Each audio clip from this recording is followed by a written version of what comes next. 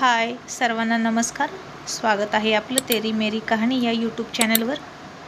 सगळ्या नोटिफिकेशनसाठी बेल आयकॉनवर क्लिक करा. चला तर वळूया आपल्या स्टोरीकडे.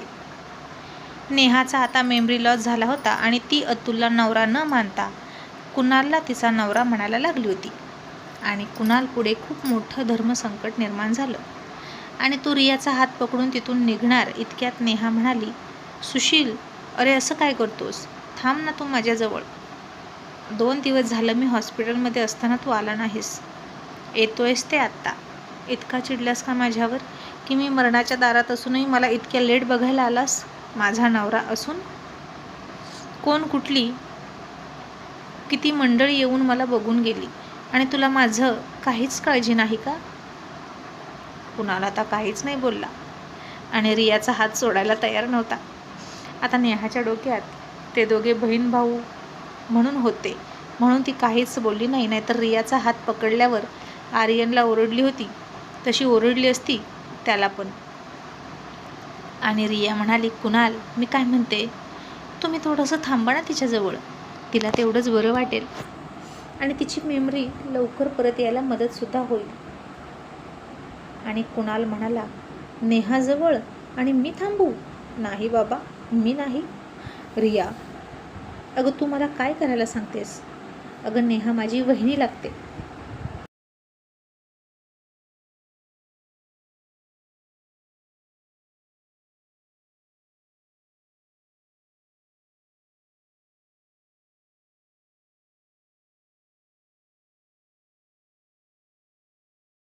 रिया म्हणाली, हो माहीत आहे, पण आता अशी कंडिशन आहे तर काय करणार कुणाल?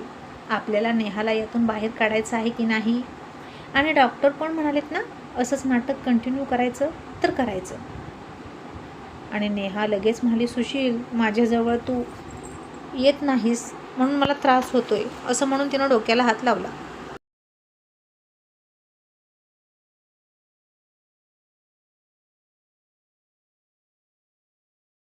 आणि इकडे कुणालला घाम सुटायला सुरुवात झाली आणि काय मुसीबत आली माझ्याकडे म्हणून तो देवाची करुणा भाकायला लागला.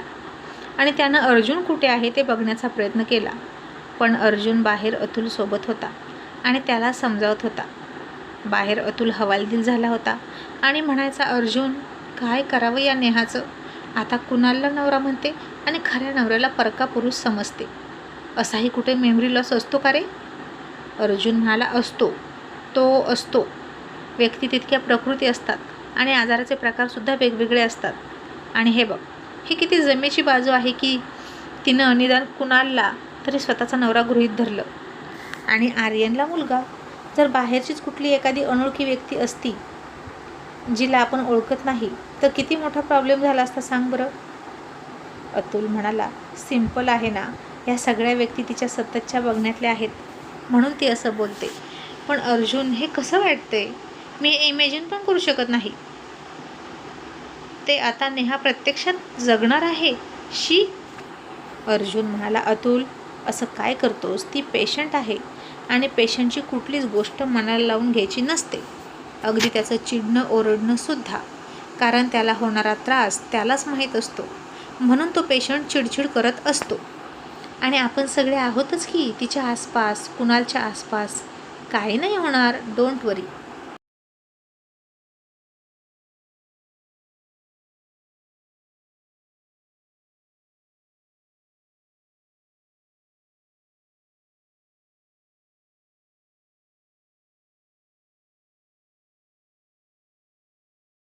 आणि आता इकडं नेहाचं डोकं दुखायला लागलं कुणाल जवळ येईना म्हणून. आणि तन्वी कुणालला म्हणाली, कुणाल प्लीज, असं काय करतोस? असं समज की माझ्यासारखीच तुझी बहीण आहे, ओके? कुणाल म्हणाला, अगं आहे काय म्हणतेस? मी मानतो तिला बहीण. अर्जुन आणि अतुलची मैत्री, भावासारखे राहतात ना ते दोघे. मग तुम्हीही बहिणीच आहात की माझ्या. पण तनू, अगं हे नवरा बायकोचं नाटक कसं वाटतं? आणि तन्वीनं त्याला हिंमत दिली आणि म्हणाली, कुणाल, नेहासाठी एवढं करावंच लागेल आणि हीच खरं परीक्षेची कठीण वेळ आहे असं समज. असं म्हणून ती त्याला तिथं घेऊन गेली. नेहानं त्याचा हात पकडला आणि स्वतःच्या गालावर ठेवला तसा कुणालला दरदरून घाम फुटला. त्या एसीत सुद्धा गरम व्हायला लागलं आणि त्याला शॉक लागल्यासारखा त्याचा हात पाय लटपट लटपट करायला लागले. तशी रिया त्याच्याजवळ आली आणि त्याचा दुसरा हात पकडून त्याला हिंमत देत म्हणाली, कुणाल असं काय करता? तशी नेहा म्हणाली, सुशीला दीदी, तुम्ही याला कुणाल का म्हणताय? हा सुशील आहे ना, तुमचा भाऊ? आणि रिया लगेच तिची चूक दुरुस्त करून म्हणाली, हो हो, अगदी बरोबर. आणि नेहासमोर त्याला सुशील अशीच हाक मारायची होती. आणि रिया म्हणाली, सुशील, अरे असं काय करतो? नेहाला तुझी गरज आहे. तशी नेहा लगेच म्हणाली, सुशीला दीदी, तुम्ही सुशीलला सुशील का म्हणताय? सुशील दादा म्हणा ना, आधी तर तुम्ही दादा म्हणायचा. आणि आता कुणालनं डोक्यावर हात मारला. अर्जुनच्या जागे तिनं कुणालला सुशील म्हणून उभा केला होता. आणि रिया आता म्हणाली, हो हो नेहा वहिनी. आणि ती कुणालकडे बघून म्हणाली, सुशील दादा, तू वहिनीजवळ थांब. आणि मग नेहा म्हणाली, सुशील, तू आणि शिव मला रोज भेटायला यायचं. आपण तिघंच तर आहोत एकमेकांना. आणि बघ ना, ही तन्वी, माझी नवीन फ्रेंड, खूप चांगली आहे रे. मी हॉस्पिटलमध्ये असल्यापासून तिनंच माझी काळजी घेतली आणि तुम्हाला काहीच काळजी नाही माझी. आणि कुणाल तिच्या हातातून हात काढून घेत हळूच म्हणाला, नेहा, येतो ना, मी दररोज येतो. शिवला पण घेऊन येतो. पण आता जाऊ का? तन्वी आहेच तुझ्यासोबत. नेहा म्हणाली, पण शिवला पाठव. आणि कुठल्या तरी भलत्याच मुलीचा हात पकडून आला होता. त्याला सांग, मी त्याच्यासाठी एक सुंदर छान मुलगी बघितलेली आहे. तिच्याशिवाय त्यानं दुसऱ्या कोणाशीच लग्न करायचं नाही.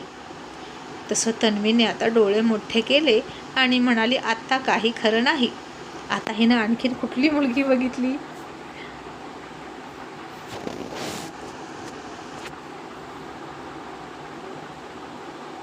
आणि आता आर्यनचं लग्न लावून नेहा तिच्या मेमरी लॉसमध्ये सगळ्या कपलच्या रिअल जोड्या बदलून टाकणार होती बहुतेक.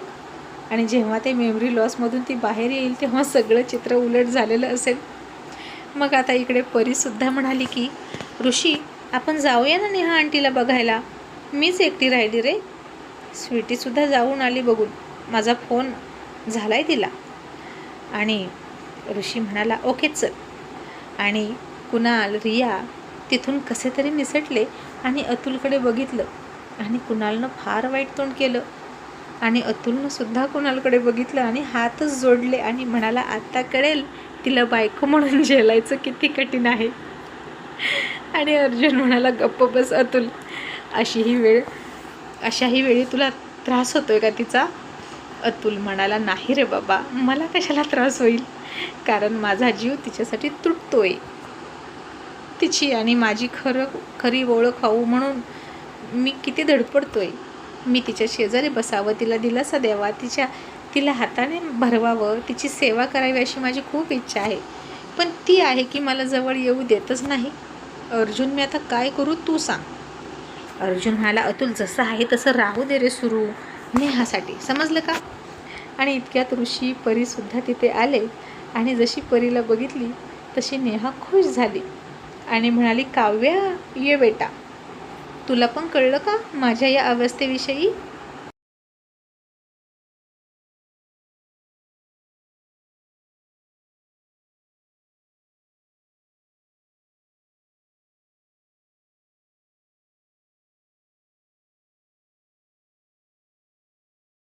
आणि आता परी, ऋषीसुद्धा चक्रावले आणि कुठे आहे काव्या असं म्हणून त्यांनी आजूबाजूला बघितलं.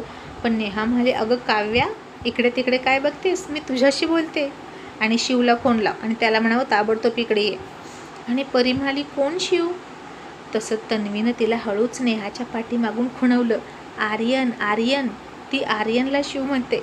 आणि परीसुद्धा त्या नाटकात सामील होत म्हणाली, अच्छा, शिव का? आंटी, शिवला का बोलवायचं? तो आता ऑफिसला असेल ना? नेहा म्हणाली, हो, पण त्याला बोलव. त्याचं लक्षण मला काही ठीक दिसत नाही. कोणत्याही मुलीचा हात पकडून येतो. आता ना मी हॉस्पिटलमधून गेले की पटकन तुम्हा दोघांचं लग्न लावूनच देणार. आणि मला तू शिवसाठी पसंत आहेस. आणि काय कमी आहे ग तुझ्यात, बघ किती सुंदर आहेस ना तू. आणि काय ग, हा हट्टा कट्टा जवान कोण आहे तुझ्यासोबत, तुझ्या बाजूला उभा असलेला? असं ती ऋषीकडे बघून म्हणाली. बाकी माझ्या शिवपेक्षा कमी हँडसम आहे बरं का. आणि आता काय सांगायची ऋषीची ओळख म्हणून तन्वीच म्हणाली, अगं हे इन्स्पेक्टर आहेत, तुझा ॲक्सिडेंट झाला ना तेव्हा यांनी खूप मदत केली. आणि नेहा म्हणाली, असं का? काव्या शिवला फोन लावलंस का?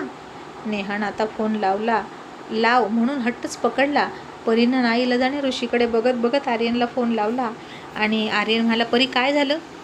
परी हळूच म्हणाली, चिकू तू हॉस्पिटलमध्ये ये ना, नेहा आंटी बोलवत आहेत.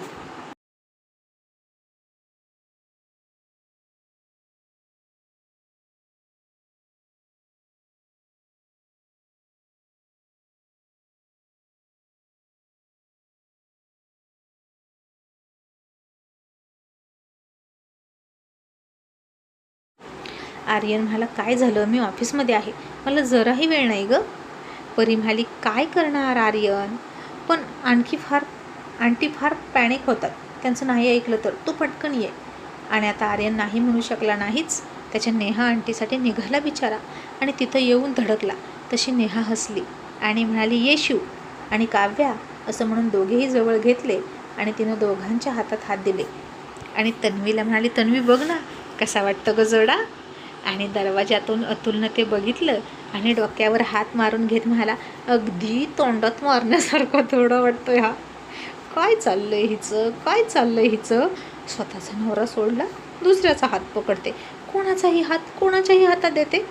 हा बाप होणार आहे, ती आई होणार आहे.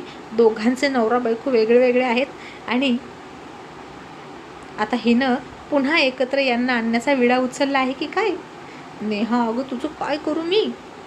तसं नेहाला दरवाजात अतुल दिसला आणि तन्वीला म्हणाली, तन्वी तो बघ, तो माणूस माझ्याकडेच नजर लावून बघतोय, ज्यानं माझा काल हात पकडला होता आणि मला स्वतःचा नवरा म्हण असं म्हणत होता. अगं आणि नेहा ऋषीला म्हणाली, तुम्ही पोलीस आहात ना, त्याला पकडा आणि घेऊन जा, मी त्याच्यावर केस करणार आहे, तो उगीच माझ्या मागे लागलाय. तसा अतुल मागे सरकला आणि मला धन्य आहे या बाईची. आणि तन्वी म्हणाली, अगं नेहा तो नाही ग तुझ्या मागे लागला, अगं तो पण घरचाच आहे म्हणून इथे येतोय. नेहा म्हणाली, घरचाच आहे? कोण आहे तो? आणि आता काय सांगायचं म्हणून तन्वी म्हणाली, तो ना या सुशीलाचा नवरा आहे असं म्हणून अतुलला रियाचा नवरा करून टाकला. आणि हे ऐकलं बाहेर अतुल अर्जुननं आणि कानच बंद करून घेतले. आणि अर्जुन म्हणाला, तनूला सुद्धा मेमरी लॉस झाला आहे की काय? आणि नेहा म्हणाली, म्हणजे ते माझे नंदावे आहेत आणि तरी माझा हात पकडला? बरोबर आहे, कधी कधी नंदावेसुद्धा घाणेरडे वागतातच की, त्या TV सिरियलमध्ये दाखवतात तशातला दिसतोय तो. आणि ती ऋषीला म्हणाली, तुम्ही ना त्याला अटकच करा, अजिबात चांगला माणूस नाही तो. आणि ऋषी तिला दिलासा देत म्हणाला, करतो मी सगळं करतो, तुम्ही फक्त शांत व्हा बरं. असं ऋषी म्हणाला. पण आता आर्यन आणि परीचे हातात हात बघून ऋषीला फार वाईट वाटत होतं आणि आर्यन परी मात्र शॉक झाले होते. आणि आर्यन पुन्हा शिवच्या कॅरेक्टरमध्ये घुसला आणि नेहाला म्हणाला, मम्मी अगं हे काय करतेस? नेहा म्हणाली, गप्प बस, आता लग्नाचं वय झालं तुझं, उगीचच भलत्या सलत्या मुलींचे हात पकडशील. म्हणून ज्या मुलीला मी तुझ्यासाठी निवडलं ना, तिच्याच हातात तुझा हात असेल आणि लवकरच मी तुमचं लग्नाचा मुहूर्तही काढणार आहे. आणि मग परी आणि ऋषी आणि आर्यन एकमेकांकडे चेहरा लटकवून बघायला लागले आणि पुन्हा तिला टाटा बाय बाय केलं, काळजी घ्यायला सांगितली. तिघेही बाहेर आले.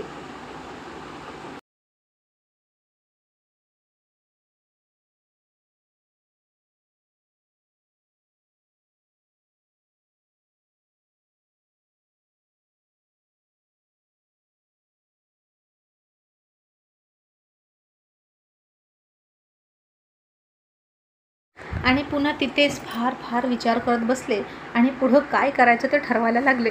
आता तिला शांत करून तन्वी बाहेर आली आणि अर्जुन म्हणाला, तनू आता अतुल रियाचा नवरा कसा असेल सांग बरं, आणखीन एक नाटक करायला लागेल ना आता. तन्वी म्हणाले, अर्जुन मग मी काय करू? अरे अतुल सारखा इथे काय येतो असा ती प्रश्न विचारत होती आणि अटक करायला सांगत होती त्याला. मग कोणत्या ना कोणत्या नातानं तो थांबायला हवा ना आपल्याजवळ, म्हणून सांगितलं. आणि हे सगळं फक्त आणि फक्त नाटक आहे एवढं लक्षात ठेवा. परी, आर्यन तुम्हाला सावध राहिलं पाहिजे. आणि मग आता इकडं पुन्हा एक झोप काढून आराम करून नेहा तन्वीला म्हणाली, तन्वी तुझं पण लग्न झालं आहे ना, मग तुझा नवरा कोण आहे गं? आणि तन्वी हसून म्हणाली, थांब मी बोलवते. असं म्हणून तिनं अर्जुनला बोलवलं आणि म्हणाली, हा आहे माझा नवरा. नेहा म्हणाली, हो का, आणि तुला मुलं किती? तन्वी आर्यनला वगळून सांगितलं आणि म्हणाली, मला 3 मुले आहेत, आर्या, मधू आणि पिहू, असं तन्वी म्हणाली. आणि नेहा म्हणाली, 3 मुली असून तुझी फिगर अजूनही किती छान आहे, नाहीतर मी एका मुलामध्येच माझा कसा पसारा झाला आहे बघ. तसा अर्जुन तन्वीकडे बघून हसला. आणि नेहा म्हणाली, मला कधी घरी सोडतील, मला घरी जायचं आहे. आणि तन्वी म्हणाली, इतक्या लवकर नाही सोडणार नेहा, तू आराम कर. आणि सगळे तुला भेटायला येतात ना, मग काळजी करू नकोस हां. आपण लवकर घरी जाऊया. जितक्या लवकर तू बरी होशील तितक्या लवकर तुला घरी सोडतील. मग आता नेहा तन्वीचं खूप ऐकायची. मग आता असेच आणखीन काही दिवस गेले. जितके दिवस नेहा हॉस्पिटलमध्ये होती तितके दिवस तन्वी तिच्यासाठी हॉस्पिटलमध्ये थांबली. थोड्या वेळापुरती रिया तिच्याजवळ थांबायची आणि नेहा तन्वीला फक्त जवळ येऊ द्यायची. मग तन्वी घरी जायची, फ्रेश होऊन यायची. असेच बरेच दिवस गेले आणि तन्वी आता थकून बाहेर येऊन डोक्याला हात लावून बसली होती. आणि अचानक तिच्या खांद्यावर कुणीतरी हात ठेवला. तिनं चकित होऊन बघितलं तर तो विकी होता. आणि विकीला बघून तन्वी सरप्राईज झाली आणि म्हणाली, Vicky, what a pleasant surprise, तू कधी आलास आणि इथे कसा? विकी म्हणाला, काय करू, किती शोधतोय तुला, किती फोन केले, तुझा फोन लागत नाही. घरी जाऊन बघितलं तर तू घरी नसतेस. शेवटी अस्मिताला कॉल केला, तिनं सांगितलं की तू इथे आहेस. पण यावेळी पिसाळलेला धूमकेतू नाही दिसला ग. अँग्री यंग बॉय आता अँग्री ओल्ड मॅन झाला की काय? तन्वी हसली आणि म्हणाली, नाही, तो तसाच आहे, फक्त थोडा टेन्शनमध्ये आहे. नेहाच्या हॉस्पिटलमधल्या आम्ही सगळेच टेन्शनमध्ये आहोत. आणि मग तन्वी आणि विकीने बराच गप्पा मारल्या आणि तन्वी थोडी इमोशनल झाली नेहासाठी आणि रडायला लागली. मग विकीने तिचा हात हातात घेतला आणि तिला दिलासा देत समजवायला लागला. आणि तिला हसवण्यासाठी मुद्दाम म्हणाला, मी तुझा हात हातात घेतला आहे, पण तुझ्या नवऱ्याला चालेल ना मी हातात हात घेतलेला? आणि त्याच वेळी पाठीमागून एक आवाज आला, नाही चालणार. तसं विकीने मागे बघितलं तर अर्जुन होता आणि तो विकीकडे फार रागात बघत होता. तसा विकी घाबरला आणि त्यानं तन्वीचा हात सोडला आणि तन्वीच्या मागे जाऊन लपून बसला.